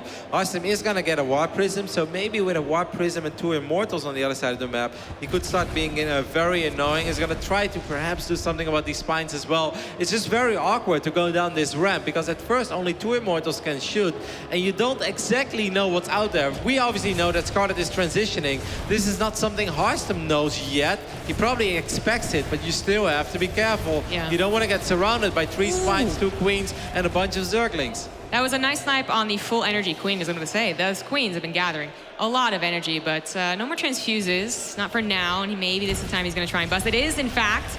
He's got a Warp Prism to help micro. The barriers have all been popped, but the Lings have been destroyed here. There's only a few of them left over. The Queen can't really help out anymore. He's still taking a lot of damage on the Immortals. Like, he really wants to bust out. Yeah, but he's going to be able to save these Immortals. And imagine if these 4 Immortals go to the other side of the map. I mean, there are roaches on the way. Harstem is actually getting a Stargate as well, as Harstem has finally broken out, taking care of all these Queens and the Spines. This is just a really awkward game. Scarlett economically is 15 workers ahead now. Obviously split over 2 bases as well. This is fantastic. But does he have an answer against 4 Immortals? Maybe with a couple Ravagers he does. Yeah. Still got to be careful. Well, the Ravagers can help take out that Warp Prism. There's already such limited production anyways with being on one base for Harstem. I think she might just have it. She knows the attack is coming too. That creep spread, of course, coming from Harstem's side of the map has scouted everything. And those Lings are going to jump on top of the Immortals once they're popped. And the Immortals just going to be like, I need Zealots, and I don't got any. That is, I think, the most useful thing right now for Scarlett. All these Lings are going to make it very awkward for these Immortals to get on top of the Roaches. They're going to waste a lot of shot on these Lings. There are a couple of extra gateway units out there, but going up a ramp against Ravagers, 3 Queens as well, is really not going to be easy. I'm not exactly sure about the Stargate of Harstem. Maybe he was worried about Mudas, because he feels like he barely has any anti-air. But it's not Mudas that he has to worry about. It's Roaches and Ravagers. And every second that goes by is fantastic for Scarlett, because he's mining way more. Yeah, 35 Warp is actually really nice on 2 bases against a 1-base Protoss. The Sentry gets taken out here. The Warp Prism, not going to go any farther forward. He realizes the Ravagers are going to take it out very soon. He's going to be waiting for Splash, it looks like, with the Robotics Bay. But he's actually chased down, Lings in on top of all the Immortals. He still has the Warp Prism, the Micro, but his army's getting thinned out. Yep, all of these gateway units seems like they're going to be left behind. Maybe a couple of these Immortals will get saved. Good Warp Prism Micro, though. Scarlett has to be a tiny bit careful, but it's still all right to trade, because her economy is just so much better. Beautiful Micro here by Harstem, saving all 3 of those Immortals. But the reality is that he's down in workers and he's down in army. Yeah, he has no way to take an expansion. He'd have to take the 12 o'clock, I guess. The only place with no creep spread. He didn't even fully kill that hatchery. He was afraid of the Broodling, so she could actually make a couple of Lings over there and like run into his base. Things are not looking good for Harstem. Amazing Michael with the Warp Prism and the attempted Disruptor swap. You know, they get that beautiful hit, I guess that could happen. But Scarlett should be feeling very comfortable to take it to the ace match. Yep. I mean, this is just a rough spot to be in if you're Protoss right now. You want to expand, but at the same time you feel, if I expand right now, I think it's just going to take too long. So let's just try to win on 1 base. I mean, let's just give it another go. Maybe I can get that Disruptor hit that Protoss dreams are made of. Yeah, I mean, he gets the Disruptor hit on the Ravagers, and then the Adepts take care of the Lings. There is a scenario here. Harstem still was able to rebuild another, you know, sizable army because he saved so many Immortals with that Warp Prism. It is absolutely possible. We have seen crazy things in life, but it's safe to say that it's still good for Scarlett just because of the economic situation that she's in. She's even getting another hatchery. The one thing Scarlett just has to avoid is losing like more than 3 Ravagers against a single Disruptor hit. Yeah. That is absolutely not allowed to happen. But as long as he's able to split those Ravagers a tiny bit, she should be all right. There have been no sentries warped in. Obviously, gas going to Disruptors, so no fear of being cut off, and a surround can still be deadly from all these Lings. The Disruptor goes forward, gets a single Ravager. Yeah, but that's not enough, and Harstem knows it as well. And now he's going to have to wait, perhaps, for another Disruptor to show up. Maybe he can hide that one. I don't think Scarlett knew it. Well, I guess he could have potentially seen it on the other side of the map. Yeah, rallying forward, all that creep spread. Yeah. She knows how many Disruptors there are. She's going to try and get to a Spire here. That wouldn't be, there would be no response from Harstem against that Spire. Actually, a full surround might just do it with the ground army. And the Warp Prism is currently in phase shift as well, so potentially she could maybe land a couple of corrosive bows on the Prism. That's not going to be the case. Good scouting there by Harstem, and this Disrupt, oh my god. That was the hit that he was hoping for. Now she still has an army, but it's not nearly as big. That was some crucial Ravagers right there. The Queens have transfuses, but he's bullying his way up the ramp. Another swap hit, that one whiffs, so it's not so bad. Lings from the back, it's constant dance here. The Spire is halfway done, but that's a lot of Adepts as well, so these Lings are gonna have a very hard time being effective here. Another Disruptor hit goes forward, connects with a couple of Zerglings. Well, that's what almost hit Harstem's own army, but the surround, is it good enough? The Micro is going on top of the Disruptors, so they still have to wait for their shot again. The backside did not go that well for Scarlett, but she still has army on the ramp.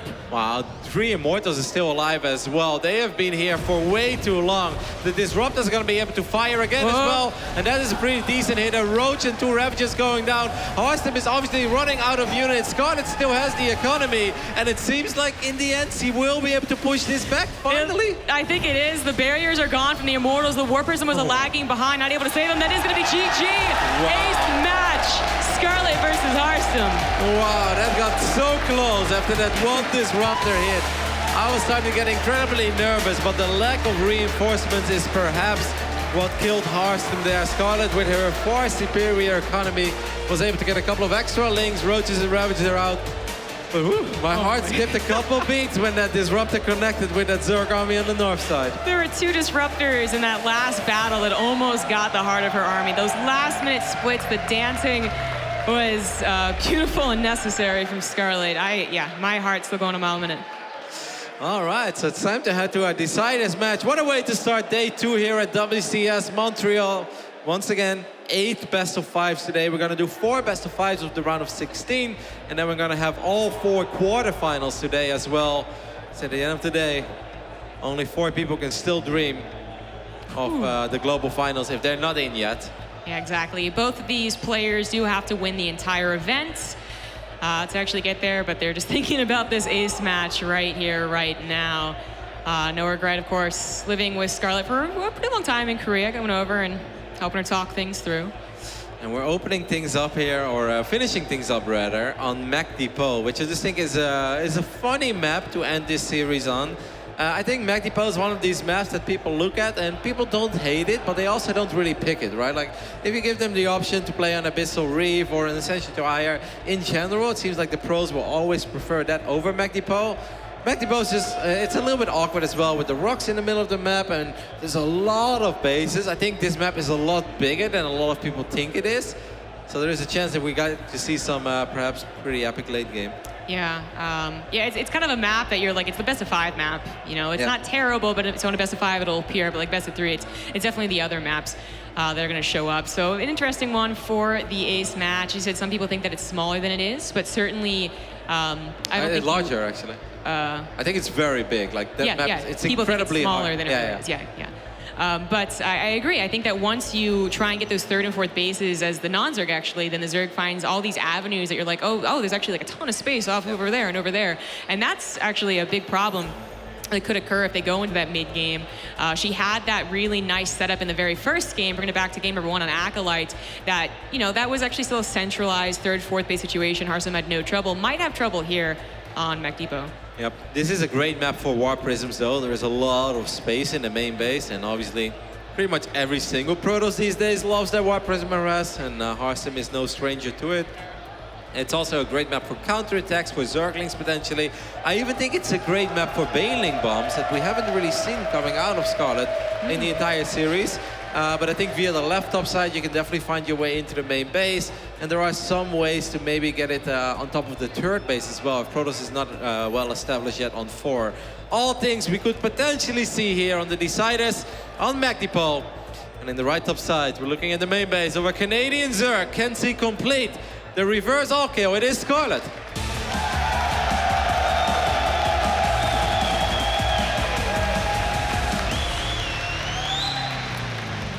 On the bottom left, as the red Protoss, he is Harstem.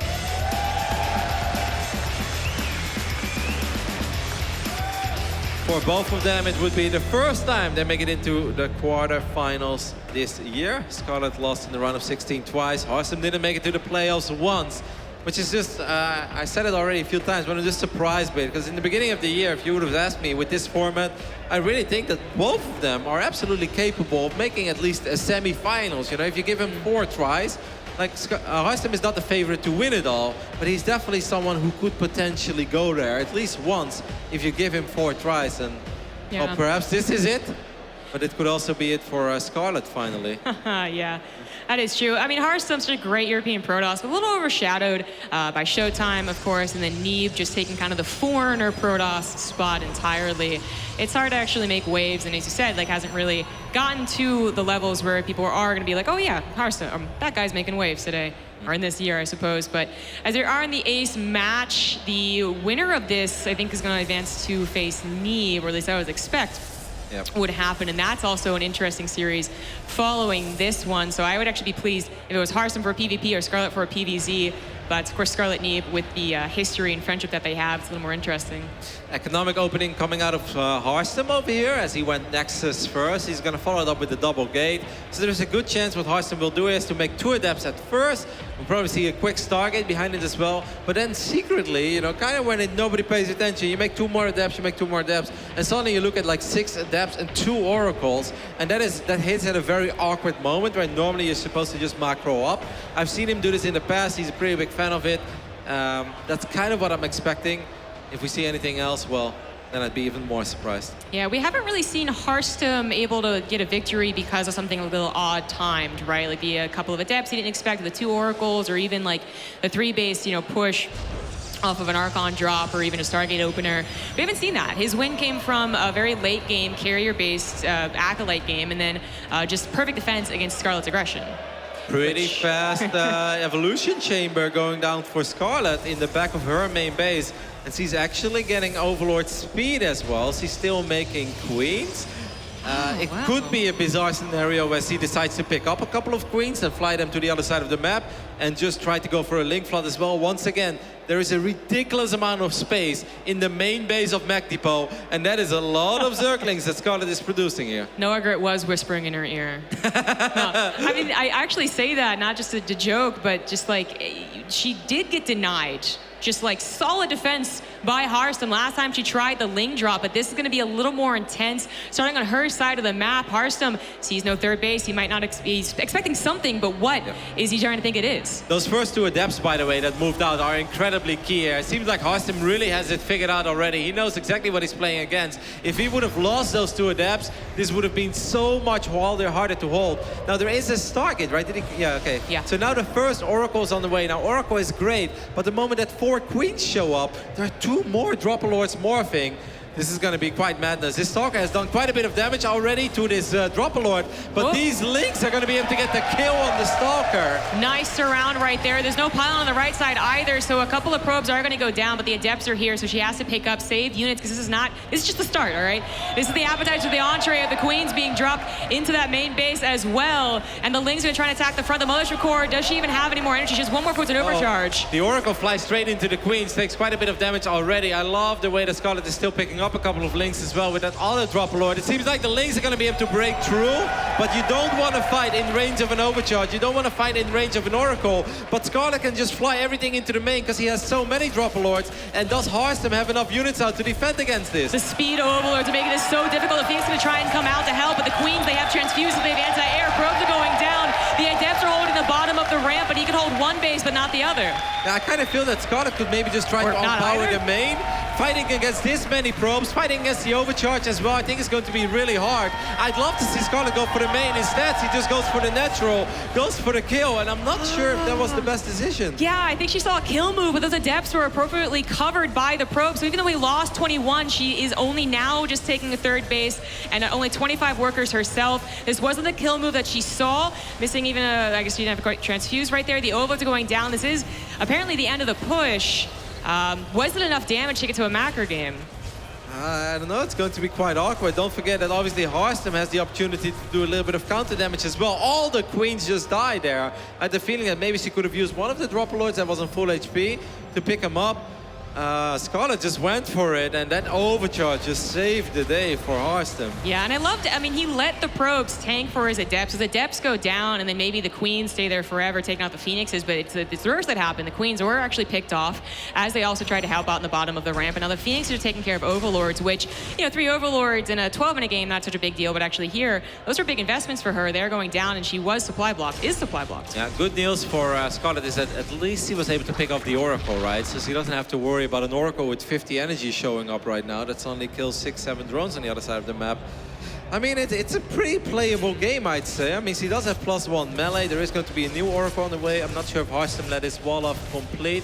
No, he's not totally walled in. So I think this is the scariest moment. Once again, in the end, you're still going to have 6-7 Adepts that are going to shade to the other side of the map soon. But since the Links do have +1 melee, I'd say if Scarlett just, sniffs this out and makes a couple of Links at the right time, I don't think she should take that much damage because these Adepts don't have resonating glaives. That's true. They're going to go across the map, and if they're caught in transit, that's best for Scarlett. But she just made a route of drones. She's only now getting to making more Lings. At 44 workers, she is good to go. But the army supply is a little suspicious. Even with +1, those might be bulked up in a mineral line soon.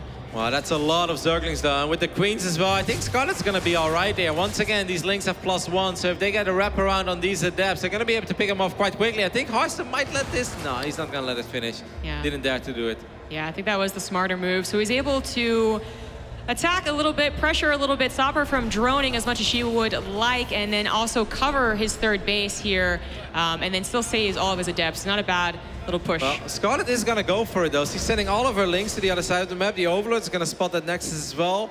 And there is maybe a chance, if there aren't too many pylons here, that she can jump on top of this Nexus. If the Adepts are out of position, that is absolutely possible. The Oracles did spot the Zerglings, though, and now the Adepts are being brought in position.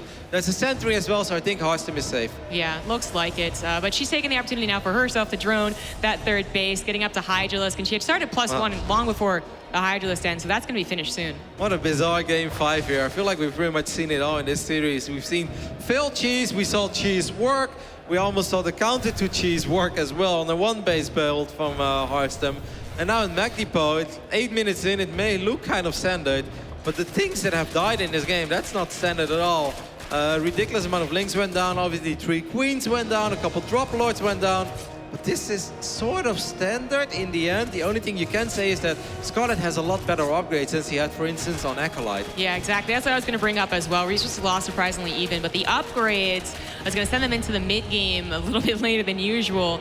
Those are going to be in favor of Scarlett.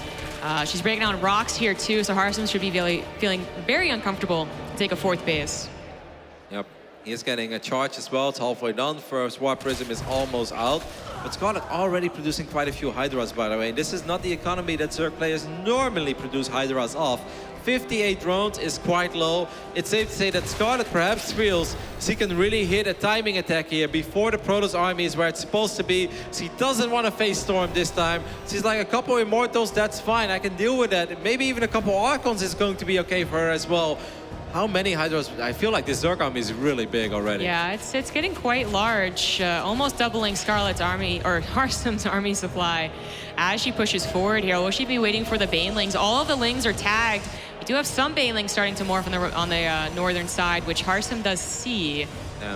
18 Hydras already, 15 Banes now as well. I don't think there is Baneling speed, so it's going to be a little bit harder for these Banes to get truly where they want to be.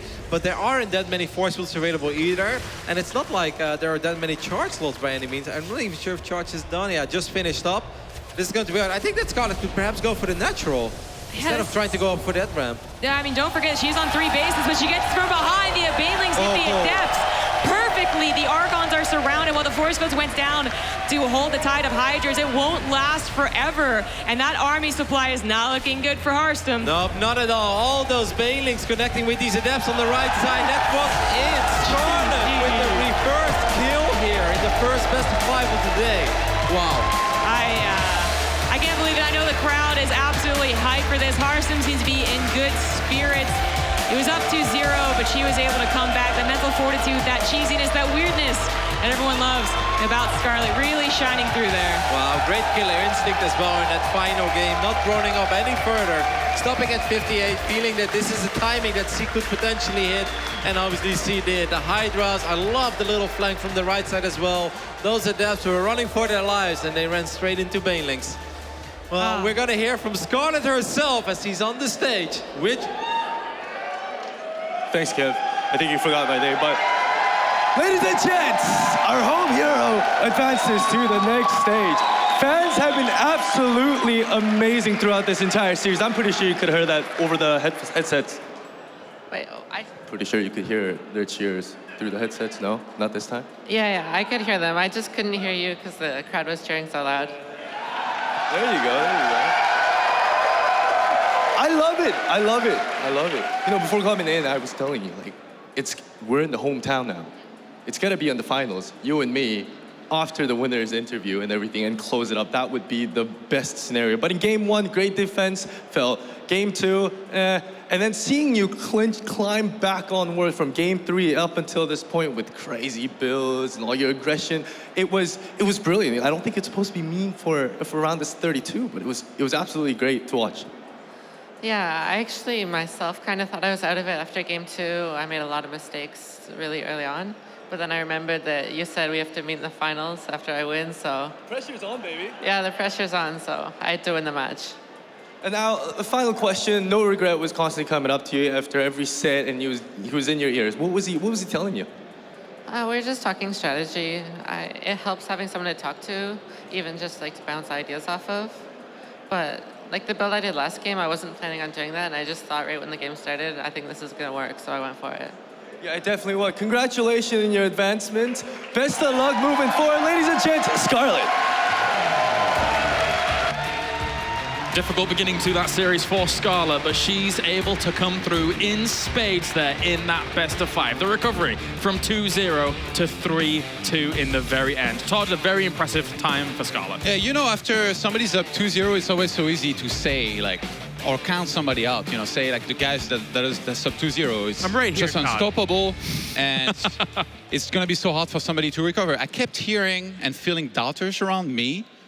And you know, like, I did mention that Scarlett very rarely goes out 0-3. She always fights back, even if it were just to be a 3-2 for Harstem. Yeah. But in this case, she fought back all the way and then got a win with some crazy builds as well. Like the aggression, when it's all on the line like this, I was very impressed here with Scarlett going for these all-ins. It takes guts. I mean, she's down 0-2 and she's reaching into the bag of creativity and coming out with some of that stuff. Because at the same time, any of that stuff, if Harstem changes up his build a little bit, does some things differently, they get made to look silly. And then instead of us being like, wow, that was amazing decision making, we're all going, what was she thinking? That's incredibly silly.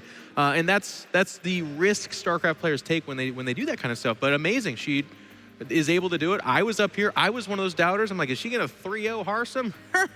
Not a chance. She does. Yeah. And that's awesome. So her reward, of course, is to get absolutely demolished by Knee. But you know, before that, she's going to feel good for a little while. So that's cool. Yeah, a hard road for Scarlett. As much as this was a task in itself, going up against Knee now will be very, very tough in the round of 8, which we'll be covering later on during the day. And she's still one of the people that needs to win the whole thing if she wants to go to BlizzCon. So having to defeat a 2-time WCS champion is very difficult. And Eve just wants $25,000. He's just like, I see a lot of people really freaking out here. I just kind of want more money. He's like... It's funny, like, we don't talk that much about Knee, but he's on absolute fire right now. 14-0 in maps in North America Challenger. Yeah. Currently in this tournament, he's 7-1 in maps, only losing a single one to Semper. So, spoiler alert, he beats Soul 3-0. Actually, I've got the 3rd game loaded up there if you guys want to take a look. Neeb is getting worse. He dropped a map in this tournament, so damn. Like, where are we going with this? Yeah, so Acolyte here is our setup, and Neeb, actually, there was a proxy factory earlier on in the game that was there. I'm going to show you quickly how much this killed and how much Neeb killed back in return. Boop. 6 probes died. He killed 2 Widow Mines, 14 SCVs, 1 Medivac, a Reaper, a Cyclone, and a Marine, which is already absolutely insane. So from there, Stoll was kind of forced in a weird 2-base with a late 3rd. You know, he's like awkwardly long-distance mining situation where he has to attack and do damage. Neeb, completely ready, kept on tagging this army with the Oracles that he kept alive. And then, like, I mean, this is... And fast forward a little bit, this is the big push that Soul has to do a lot with. Yep. That does nothing, basically. Like, he just gets in here, doesn't kill much. Neeb's taking to Colossus. All the pressure is on Soul right now to make something happen, but he can't make anything happen. He just, like, he's forced to just stand there and accept that he's going to lose this game slowly but surely. So he tries to drop, then there is, like, 3 pylons ready to receive him. So Neeb just marches forward and says no. So we were out of the game. Production is so over yourself. I mean, man. I'm sorry. They just want me to cut. Oh my God, that battle is so... Oh, whoa! It's too bad. I don't know why they did that. We didn't show it. Well, you guys will just have to imagine the theater of your mind. Brilliant. All right, let's take a look at the bracket and see what's going on there to get you up to date with what's happened so far in our first 2 rounds of 16 matches. There was no battle, don't worry. Neeb and Scarlett have been able to advance on, and they will be playing against one another there. Yeah. I talked about the 14-0 of Neeb in the North America Challenger. He didn't play against Scarlett in it, so it's cool that they're going to go up against one another here, 2 of the best from the same region. Yeah, definitely. And the bracket will continue on. We have True versus DNS and Sham against Nurtio coming up. And there's Sham or Cham? Cham. Cham. Cham. There you go. Or Cam. Cam? In the tongue of their mother. Yeah. Cham is in a very important 9th place, by the way, in the circuit standings. Yes. So definitely one of those guys, you know, that could break through with a big performance there. ZVZ is his matchup, actually. Oh, he had such a great series against Snoot. Was it Valencia or was it Young Japan? I can't remember. But yes, his ZVZ is really, really good. So is Nurtio, though, by the way. Nurtio is one of those Zergs that, like, rose above the European Zergs. Yeah. All fantastic ZVZ players. In the previous group stage 3, Cham played 2 Zergs, Scarlett and Lambo. 2 wins. Scarlett played Protoss, though. Seriously. Okay. Nice. She's still Salzburg. Yeah. On Wikipedia, so. Yeah, you're right. And the thing is that for Sham, is that Nurtio is already through. Cham. I said Cham. It was just my accent that sounded weird. Sham. Say it again. Sham. Sham. It's not a sham, it's Cham, man. You know what I'm saying? I've got no hope. Can we get serious? Nathaniel Can to we the get desk? serious, please? Let's We're get done. serious. We're done. It's time for a break here for WCS Montreal and return in just a few moments' time where we have more round of 16s where I learn how to say Cham.